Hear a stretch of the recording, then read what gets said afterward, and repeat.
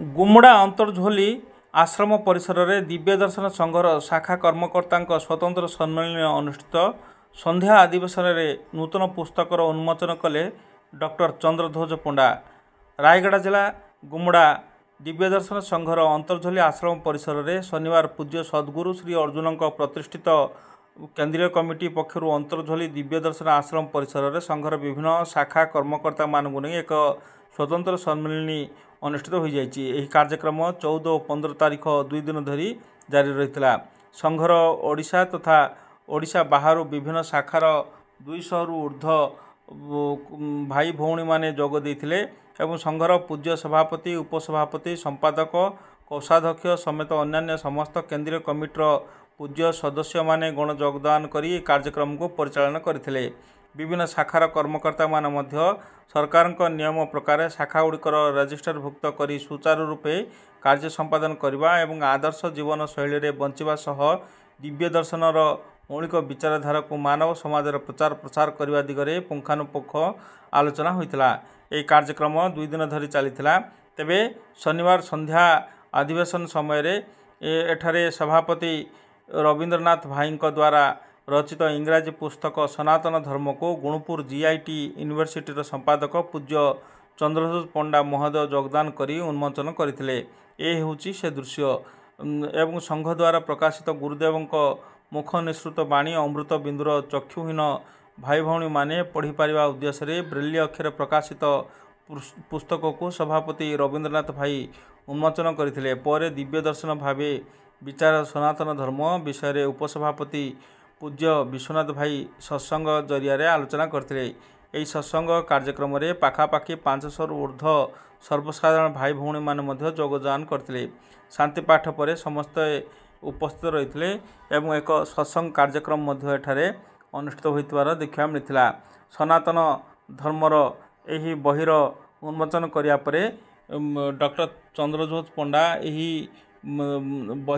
बहिर मध्य लेखक रवींद्रनाथ भाई को मध्य धन्यवाद अर्पण करथिले। समस्त गुरु भाई मान से यही प्रकार कार्यक्रम करने द्वारा समस्त को धन्यवाद अर्पण करथिले। गुरु को बाणी जहाँ उन्मोचित करथिले ताहा समस्ते शुणिथिले एवं यही सत्संग कार्यक्रम रे अनेक लोक मान मध्य साधारण लोक मान मध्य जोग देथिबार देखा मिलता।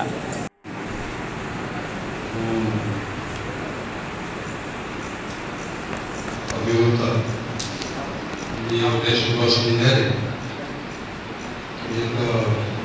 आकस्मिक भाव में कहबी परिवेश सृष्टि मुझे खबर नहीं से आम हाथ में खंडे बही नाला जो खबर पठेली बही आसवर संभावना अच्छी तार उन्मोचन करने डॉक्टर चंद्रध्वज पंडा आभेलेबल हे कि बुझ पिंड को पक्का करी कहने केवल आभेलेबल होती कि ना से कथा बुझिकी कह भाई मैंने सब गांधी भाई नाग भाई खबर ना आज्ञा भुवनेश्वर अच्छे गत काले आज्ञा भुवनेश्वर थे सन्ध्या बेले पहुँचे गुरु आम बही उन्मोचन कर अति सुविधा हाथ पाहांतार पाहु सी आम जड़े डॉक्टर पृष्ठपोषक गुरुतीर्थ गुड़ियाबंध नामित करने से अग्रणी भूमिका नहीं प्रचेषा फल गुरुतीर्थ गुड़ियाबंध नामकरण में आम सफल हो केवल प्रमाण बाकी अच्छी जहाँ आज आशा करी कि डॉक्टर चंद्रध्वज पंडा जी कि जड़े मान्यगण्य अति प्रख्यात शिक्षाविद यहाँ दर्शन शास्त्र भारतीय दर्शन शास्त्र गभीरता रही आधुनिक शिक्षा विषय से दक्षता रही बहीटी प्रकृत सद्गुरु कृपा सनातन धर्म विषय केवल सद्गुरु ही कहीपारती बुझे पारती केवल चेष्टा कर इंग्राजी भाषा केमी तार भाव प्रकाश करी मत कहुची किसी पढ़ाई मुझे घर जो गुड़ा रही गोटे paragraph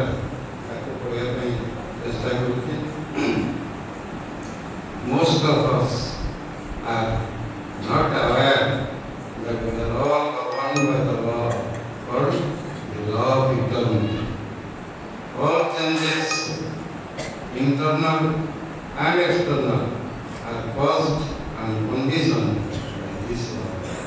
We are also unaware of the omnipresent Creator who is the maker of this law. This law is intended for the progress and well-being, peace, happiness, and bliss of all beings in the creation. It is everybody's duty to observe the law to further the Creator's cause. The law of eternity manifests itself as various lower truths in the physical world, cognizance of which comes under the ambit of physical science or scientific truths. Whether it is the law of gravitation or properties of space, air, fire, water, and minerals, or the living beings in whom the digestive system, respiratory system, blood circulation system, etc. are embedded.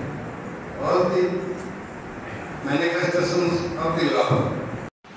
এই উন্মোচন উৎসবর সভাপতি দিব্য দর্শন সংঘর সভাপতি আমার গুরু ভাই রবীন্দ্র উপস্থিত থিবা সমস্ত গুরু ভাই ଯେଉଁମାନେ ଡ୍ୟାସ୍ ଉପରେ ଅଛନ୍ତି ଓ ଡ୍ୟାସ୍ ବାହାରେ ଯେଉଁମାନେ ବସିଛନ୍ତି ସମସ୍ତ ଗୁରୁ ଭାଇ ଗୌରୀମାନଙ୍କୁ ମୋର ନମସ୍କାର। କାରଣ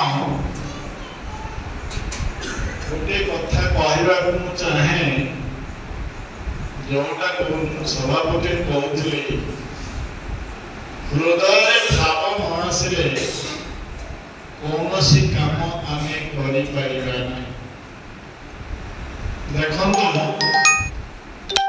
ଗୋଟିଏ ପଥର ମୂର୍ତ୍ତିକୁ ଆମେ ଯଦି ସମସ୍ତେ ଗ୍ରହଣ କରିନେବା ଯେ ଇଏ ହେଉଛନ୍ତି ଭଗବାନ, ତାହେଲେ ତାଙ୍କର ସେଇଠି ପରିଚୟ ସୃଷ୍ଟି ହେଉଛି ଭଗବାନଙ୍କର। କିନ୍ତୁ ସଦ୍ଗୁରୁ ଅର୍ଚ୍ଚନ ଗୁରୁଦେବ ସେ ଆମ ଏରିଆରେ ଜନ୍ମଗ୍ରହଣ କରିଥିଲେ। ଯାହାକୁ ଆମେ ଦେଖିଛୁ, କୃଷ୍ଣଙ୍କୁ ଦେଖିନାହୁଁ, ରାମଙ୍କୁ ଦେଖିନାହୁଁ, ତାଙ୍କ ବିଷୟରେ ଶୁଣିଛୁ, ଯାହା ଲେଖା ହେଇଛି ତାକୁ ଆମେ ହୃଦୟରେ ଗ୍ରହଣ କରୁନୁ।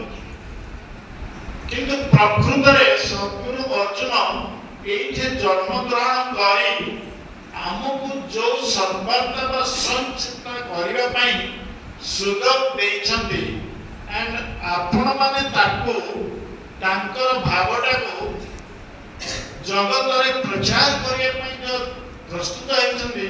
ତେଣୁକରି ଆପଣମାନଙ୍କୁ ମୋର ନମସ୍କାର।